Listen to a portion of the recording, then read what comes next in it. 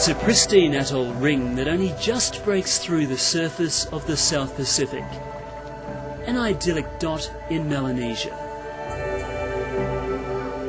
The people of the Carterets live from the sea, and what tiny land they have. 2,000 islanders squeezed into just over half a square kilometre.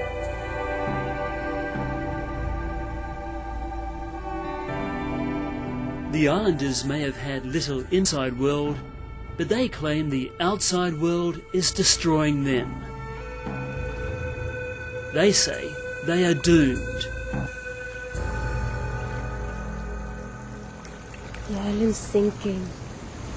We do see with our own eyes that our islands are sinking. We love the place, we love the islands, but it's sad to see this islands going finish.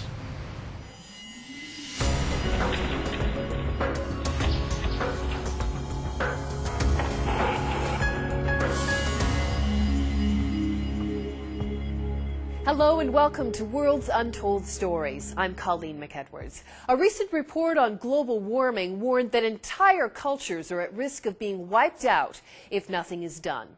There's still a lot of debate about whether rising sea levels and rising temperatures are the result of pollution or simply normal cycles of climate change. But there's one group of people that doesn't need any convincing about this.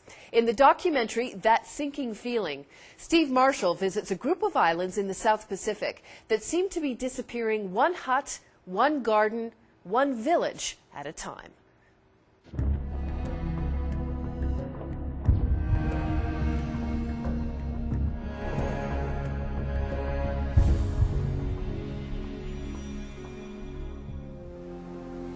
The people of the Carterets are desperate.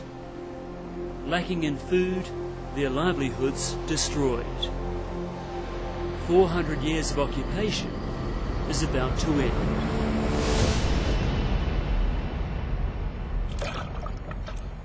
While the best scientific minds in the world argue whether sea levels are rising by millimetres or centimetres, here predictions mean nothing. The damage has already been done. What's happening here is extraordinary. Since the 1950s, the sea has risen at a phenomenal rate, and no one can explain it.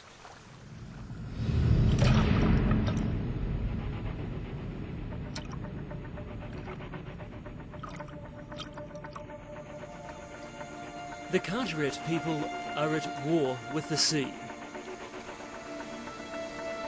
The biggest island, Han, is less than a kilometre long and ringed with broken sea walls.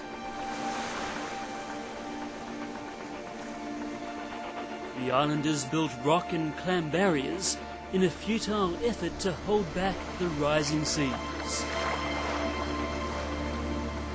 Island chairman Andreas Rubin's ancestors arrived here centuries ago, but his own children will be the last of the family to be born here.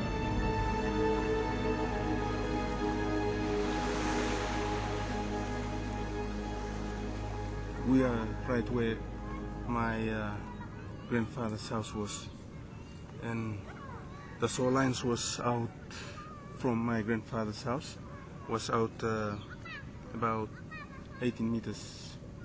So the shoreline used to be another 18 meters. 18 to 20 meters right. out there. Yeah. And out there was coconut trees and some other food gardens.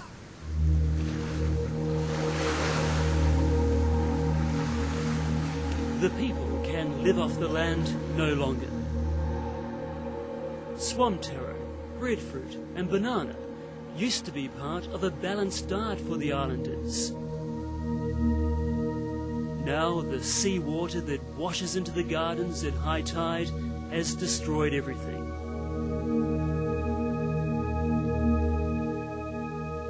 This is the garden of mother of three Teresa Hetzi. Fruit once flourished, now all that's left is coconut trees.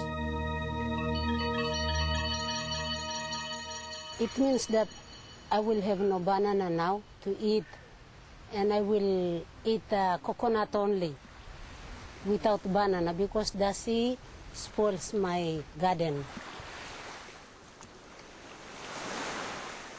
Fallen coconut trees litter the beaches everywhere, their roots eroded by the rising seas. At low tide, you can see where the gardens used to be, along with the stumps of coconut trees that grew here only 20 years ago. At high tide, the trees are completely swamped.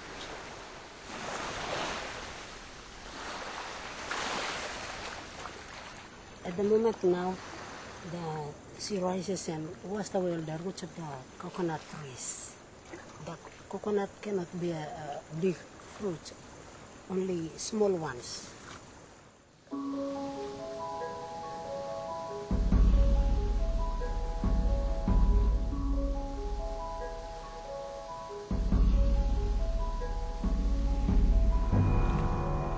As day breaks in the Carteret lagoon, a supply ship from Bougainville arrives at the outer reef.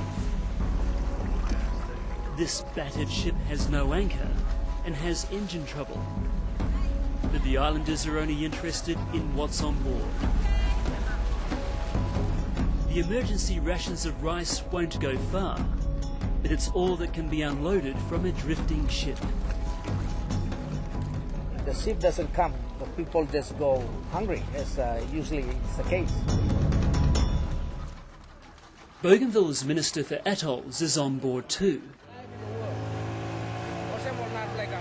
Tehu Pass is about the last person these people want to see because of what he's come to tell them. As an islander myself, I feel very sorry with my people. Morning through. Morning. I feel for them. Make them look at me, that's all.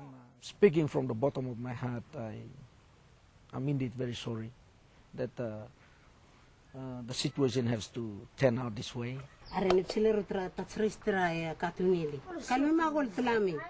The rice shipment has brought relief from a monotonous diet. But Teresa knows it won't last with the extra hungry mouths of her extended family.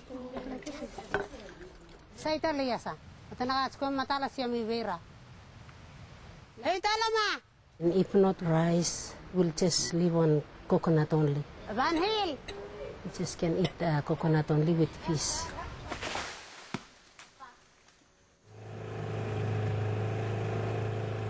Island Chairman Andreas Rubin takes me on a tour of the 5 other tiny islands in the chain. The destruction is striking. If there was any doubt that the sea levels were rising, you only have to look here at the island of Hueni. This used to be one island, but as the locals will tell you, about 15 years ago the rising seas began to slice right through the middle of it. The high tides never let up, and now the island is completely divided. Hueni 1 and Hueni 2.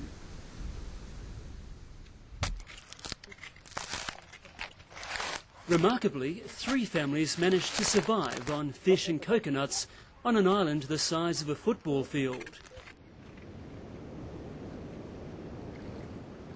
Selina Netoy has given birth to 7 children on the island, but fears her days living here are numbered. Our houses are getting closer and closer to the sea.